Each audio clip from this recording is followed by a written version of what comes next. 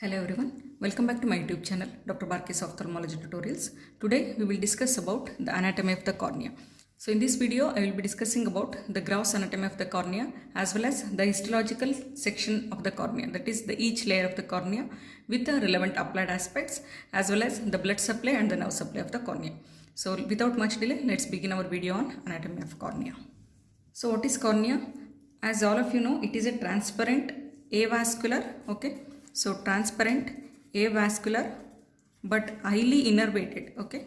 It has very rich nerve supply, highly innervated, watch glass-like structure, okay, which occupies the anterior 1/6 of the outer fibrous layer of eyeball, okay. So this is the definition, or this is how you describe the cornea. That is transparent, avascular, highly innervated, watch glass-like structure, which occupies the anterior 1/6 of the fibrous layer of the eyeball. So you might have heard the word kerato, which is being used to describe the cornea, like keratoglobus, keratoconus, or even the keratoplasty. The literal meaning of the kerato is shield or the horn-like thing. So the word kerato is used whenever we are describing cornea. So coming to the embryology of cornea, we have 5 layers of the cornea. I will be describing them later. So from where all these layers are derived from? The superficial epithelium.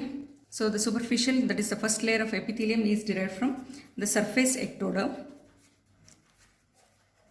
Next, the corneal stroma is derived from the mesoderm, whereas the endothelium as well as the keratocytes which are present in the corneal stroma are derived from the neural crest. So this is about the embryology. So next, moving on to the dimensions of the cornea, that is which comes under the gross anatomy of the cornea. So as you all know, it is an elliptical structure. It is not uniformly round from anterior side. So it is an elliptical structure when you see from the anterior side, okay. So it is somewhat like this because the horizontal diameter is more than the vertical diameter. Horizontal diameter is 11.7 millimeter. Please note down, it is in the millimeter, whereas the vertical diameter is 11 millimeter, okay. This is from the anterior side. If you take from the posterior side, it is little circular with a uniform diameter of 11.5 millimeters, okay. This is in the posterior surface. When you look at the thickness of the cornea, so if you take this as a cross section of the cornea, so when you take the thickness, in the center it is thin, okay. It is around 0.5 millimeter or 550 to 560 micrometers. In the periphery, it becomes little thicker with a thickness of 1 to 1.2 millimeter, okay. The next is the radius of curvature. Most of you, I think, get confused with this radius of curvature. This is nothing but, see, this part of the cornea is a part of some sphere, okay, whereas the sclera is part of the other sphere, okay. The diameter of radius of both the corneal as well as the scleral spheres are not the same. So if you just extend this corneal surface and make a sphere here, so it has a diameter of around 8 millimeters, okay. Whereas if you extend this scleral part and make a sphere, it has a diameter of around 12 millimeter, okay. So the radius of curvature of cornea is 8 millimeter, whereas that of the sclera or the whole eyeball is 12 millimeters. The next important thing about the cornea is the refractive index, okay. The refractive index of the cornea, 1.376. So what is this refractive index? So refractive index is the ratio of velocity of the light in the vacuum to that of some of the particular substance. So here we are taking the cornea. So the refractive index of the cornea is 1.376. The next is, what is the refractive power of the cornea? Refractive power, it is around 45 diopters. Means that is the converging power of the cornea. Whenever the light rays fall on the cornea which are straight, it is converged by the cornea. So that converging capacity of the cornea is around 45 diopters. If you consider the whole converging power of the eyeball is 60 diopters, the remaining 15 diopters is contributed by the crystalline lens. Okay, this is about the gross anatomy of the cornea. Next, moving on to the histological structure of the cornea. So we have 5 layers in the cornea, and you know the mnemonic, I think, A, B, C, D, E.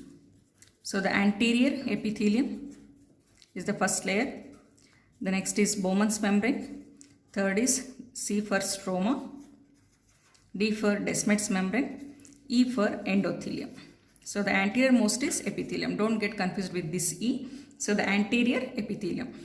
The first layer is the anterior epithelium. Then we have the basement's membrane. Then the stroma, which occupies the major part of the cornea. Then we have Descemet's membrane, followed by the endothelial cells. So this is about the histological layer. So let's discuss each layer in detail now. So the first layer is the anterior epithelium. So if you consider the anterior surface of the cornea, the epithelium of the cornea is in continuity with the epithelium of the conjunctiva. So it has some 6 layers or 5 to 6 layers of epithelial cells are there. The deepest one are columnar epithelial cells. Okay. So the deepest one are columnar in appearance. Okay. It is single layer. Next comes the umbrella shaped or the wing shaped epithelial cells. The next 2 to 3 layer is umbrella shaped or the wing shaped cells. So this is 2 to 3 layer wing shaped cells. The superficial most are the flat cells. Okay. So this also contributes around 2 to 3 layers of flat cells. So these are the layers of epithelium. So how these are produced? So if you see in this picture, so this is the cornea. So we have the limbus here, that is the junction of the sclera and the cornea. And here we have the limbal stem cells. So these have the capacity to divide. So these will divide and contribute the cells to the epithelium. So once it is formed here, so it forms the basal layer first. Okay. As the days progresses, this will move on to the second layer and 2 to 3 layered wing shaped cells. And again, as the days goes on, it again moves to the top and forms the flat cells. In the topmost cells, that is the flat cells, these have little microvilli like thing. Okay. So this helps in adherence of the tear film to the cornea. Okay. To some extent, the tear film is attached to the cornea because of these microvilli. I will discuss in detail about the limbal stem cells in separate video. So this is about the epithelial cells of the cornea. So coming to the applied aspects here. So the epithelium is the first layer, hence more prone for injury. So there are chances of epithelial abrasion, okay, where there is loss of epithelium. So in those cases, the patient will have severe pain because the nerve endings which are there in the epithelium are exposed. Okay, so because of exposure of the nerve endings, patient will have severe pain and photophobia whenever there is epithelial abrasion. So how you detect that? With a careful slit lamp examination, you can detect the epithelial defect or the epithelial abrasion. If you are in doubt, you can use the fluorescent dye to stain the anterior surface, that will pick up the abrasion or the epithelial defect. So how much time does the epithelium take to heal? This is the common question which is asked. So for the basement membrane or the basal cells to replenish, it takes 1 day, that is 24 hours. But for the complete epithelial cells to come, it will take around 6 to 7 days or 1 week. Okay. Next, moving on to the second layer, that is Bowman's membrane. Okay. So this is the Bowman's membrane which is just adjacent to the epithelial cells. So this is named after the ophthalmologist, that is Williams Bowman. Okay. So the thickness of this Bowman's layer is around 8 to 14 micrometers. I forgot to tell about thickness of the epithelium. The epithelial cells contribute around 50 micrometers. Okay. It has the compactly arranged collagen fibers here. So this is also very tough layer and it is resistant to trauma to some extent. But once it is broken, once there is a breach in the Bowman's membrane, it will not regenerate. Okay. So remember the Bowman's membrane, B for bad. So Bowman's membrane will not regenerate. Okay. And hence it will leave behind the scar. So the applied aspect of the Bowman's membrane is, as I told, once there is rupture of the Bowman's membrane or the trauma to the Bowman's membrane, the cornea will definitely have a scar or the opacity in that area. Next, moving on to the third important layer, that is the stroma, also called as substantia propria. So this contributes to 90% of the total corneal thickness. So the thickness of this stroma is around 500 micrometers. So it has 3 important components, that is the collagen, Next is extracellular ground substance, and the third is keratocytes, that is cells. So coming to each part of this stroma now. So this is the stroma. So the collagen fibers are arranged in the stroma in a linear fashion or in different orientation. Usually they run from limbus to limbus, okay? And these fibers, these collagen fibers, say around 25 to 35 collagen fibers are united to form the lamella, okay? There are around 300 such lamella in the cornea which run from limbus to limbus. So what keeps this cornea transparent is because of this arrangement of the collagen fibers only. So the diameter of the collagen fibers, diameter of each collagen fiber is around 25 to 35 nanometer. And the distance between each collagen, fibers is also around 25 to 35 nanometer. And this is around half of the wavelength of the light, visible light. So there is no scattering of the light because of destructive interference. So this is one of the properties of the light which you study in the optics and refraction. So because of the destructive interference, that is because the diameter of the collagen fibers and the distance between the collagen fibers are less than half of the wavelength of the visible light, leading to the transparency of the cornea. Clear? So the applied aspects of this collagen fibers here only I will tell. So whenever there is corneal edema or the fluid imbibed into the cornea, this arrangement is lost. So the distance between the collagen fibers is increased. So this destructive interference will not occur, and hence there is haziness of the cornea. Okay. The next component is the extracellular ground substance. Here we have the glycosaminoglycans, that is GAGs, glycosaminoglycans. In that we have two important types, that is the keratin sulfate and chondroitin sulfate. The third important component is the keratocytes, or the cells of this stroma. So these keratocytes are the major cells in the stroma which contribute around 3 to 5% of the dry weight of the cornea. So how these keratocytes are arranged? These are scattered in the stroma here and there. So these are spindle shaped cells which are scattered in the stroma. Okay. These keratocytes synthesize the collagen and the extracellular matrix, thereby maintaining the volume of the stroma. So this is the function of keratocytes. Clear? This is about the stroma. So let me repeat once again about the stroma. Stroma, also called as substantia propria, contributes to 90% of the corneal weight. It has three main components, that is collagen, extracellular ground substance and the keratocytes. The collagen, around 25 to 35 collagen unite and form the lamella. There are around 300 lamella in the stroma. So the diameter of each collagen and the distance between each collagen fiber is equal, and both are less than half of the wavelength of the light, leading to destructive interference, thereby maintaining the clarity or the transparency of the cornea. The next component, that is extracellular ground substance, that is glycosaminoglycans, which have keratin sulfate and the chondroitin sulfate. The third component is the keratocyte, which contributes to 3 to 5% of the dry weight of the cornea. So these are spindle shaped cells which are scattered in the stroma, and they synthesize this extracellular matrix component, thereby maintaining the volume of the stroma.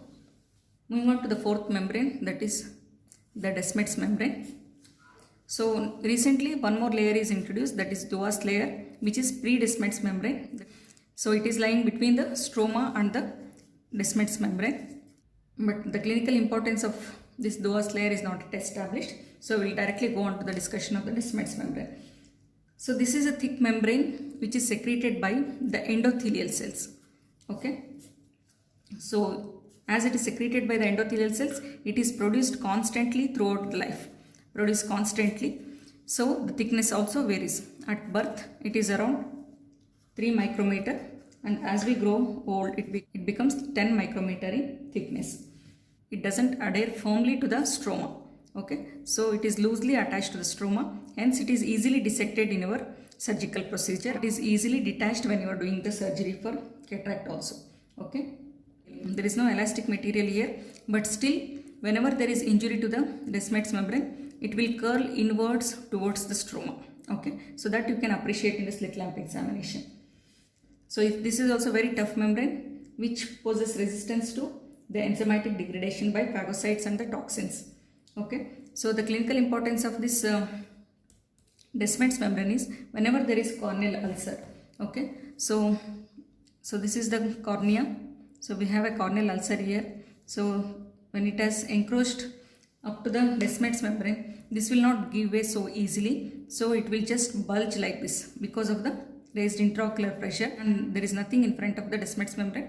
So it will bulge like this and still offers the resistance and still prevents the perforation of the cornea. So this is called as descemetocele. So this is called as descemetocele. Okay. The last layer is the endothelial cells. Okay.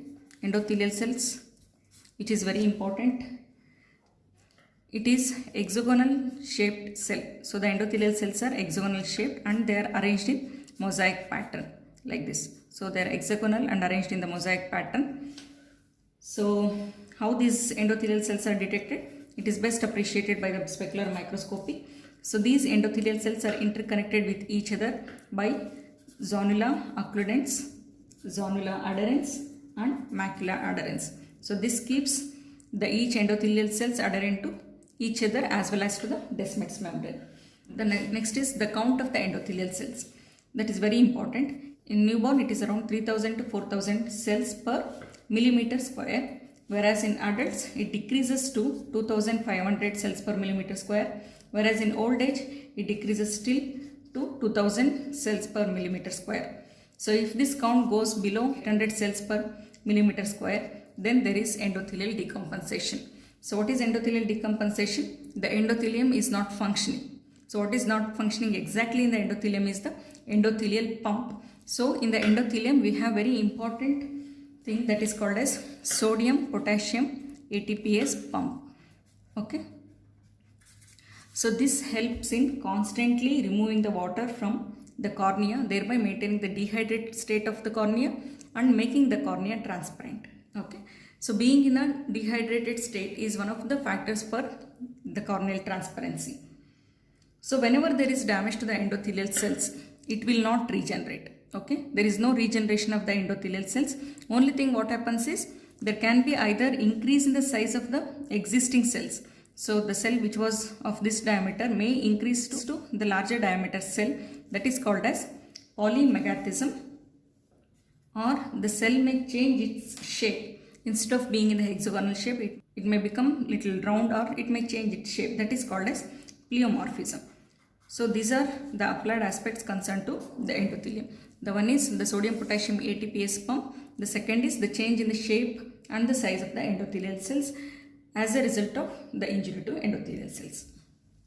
So whenever you are asked about the corneal anatomy, so write the diagram which includes the epithelial cells followed by the Bowman's membrane, stroma, Descemet's membrane and the endothelial cells, and explain what all I told. Next is the blood supply of cornea. As you know, the cornea is avascular structure, but still in the periphery around 1 to 2 millimeters near the limbus, there is arcade of vessels, blood vessel, which will provide the nourishment to the cornea. So this is by the anterior ciliary artery. Anterior ciliary artery, which is a branch of ophthalmic artery. This anterior ciliary artery will form an arcade around the cornea and give the nourishment. Whenever there is some insult to cornea, say following some corneal ulcer, where the cornea needs more amount of nutrients and the antibodies from the blood, then the vessels will grow onto the cornea. Okay, so this is called as vascularization of the cornea, which can be either deep vascularization or the superficial vascularization. So once this purpose is served, that is the corneal defect or the corneal ulcer is healed, the blood supply is cut off. Okay, so there is just a vessel which is not having any blood here, that is called as ghost vessel. Okay, so this is about the blood supply of the cornea. Coming to the next important thing, that is the nerve supply of the cornea. So as you know, the cornea is highly innervated. Okay. So if you consider just 0.01 millimeter square area of the cornea, it is having 100 nerve endings. Such is the innervation of the cornea. So the innervation is by the trigeminal nerve. So we have three branches of the trigeminal nerve, that is frontal, lacrimal and the nasociliary nerve. So the cornea is supplied by this nasociliary nerve. So how it goes into the cornea? So along with the optic nerve, the nasociliary nerve will enter the eyeball and it runs in the suprachoroidal space, that is above the choroid and below the sclera. So it will run in the suprachoroidal space and just a short distance from the limbus it will enter into the sclera. Okay, so now it has entered into the sclera. So here it divides and connects with each other and form a plexus around the cornea. This is called as pericorneal plexus. So if you consider the cornea in this pattern, so there will be plexus of these nerves. This is called as pericorneal plexus. So here the pericorneal plexus has around 60 to 80 myelinated nerve fibers here. So from the pericorneal plexus, it will enter into the stroma of the cornea. So when they enter the stroma, they shed this myelin sheet. So there is no myelin sheet when the nerve fibers enter into the cornea. But still they have the Schwann cells which are covering the. So once they enter into the stroma, they form the stromal plexus. Okay. They divide again in the stroma and form the stromal plexus. So if you consider this as cornea, so now the nerve fibers have entered from the sclera into the cornea, into the stroma of the cornea. Again, so they have formed the plexus here. This is called as stromal plexus. Again, they will move further and reach the subepithelial area. They divide again here, okay, and form subepithelial plexus between the Bowman's membrane and the anterior stroma. Move further and divide here, forming the intraepithelial plexus. In the cells of the epithelium, they form the plexus called as intraepithelial plexus. So when they enter into the intraepithelial layer, they lose these Schwann cells also and they become naked. So you will not be able to appreciate these nerve fibers in the cornea. But in the periphery, when they still have the Schwann cells, that is when you observe carefully with the slit lamp examination, you appreciate the white lines in the periphery. They are nothing but the corneal nerves. Even in cases of keratoconus, where the cornea is thinned out, you can make out the corneal nerve fibers. So hope you understood the nerve supply of the cornea. This is from the nasociliary nerve, which is a branch of trigeminal nerve. It enters the eyeball along with the optic nerve, runs in the suprachoroidal space. Just 1 to 2 mm behind the limbus, it will enter into the sclera. Okay, here it divides and form the plexus called as pericorneal plexus. So these are still myelinated nerve fibers. So there are around 60 to 80 myelinated nerve fibers which are forming the pericorneal plexus. And then they move on to the stroma of the cornea. When they move to the stroma of the cornea, they will lose this myelin sheath, but still they have the Schwann cells. So in the stroma, they form the intrastromal plexus. Again, they move anteriorly in the subepithelial region. They form subepithelial plexus. Okay. Here also they have the Schwann cells, but when they move further into the epithelial cell proper, epithelial layer proper, they lose the Schwann cells also and become naked and they form the intraepithelial plexus. So this is about the nerve supply. The clinical importance is whenever there is infection of the trigeminal ganglia, the corneal sensation is decreased, which can lead to neuroparalytic type of keratitis. Okay. So this is about the anatomy of the cornea. Hope this video is helpful to all of you. If you like my videos, please do subscribe to my channel. Press the bell icon for further notifications. Please do like and share my videos. Thank you so much.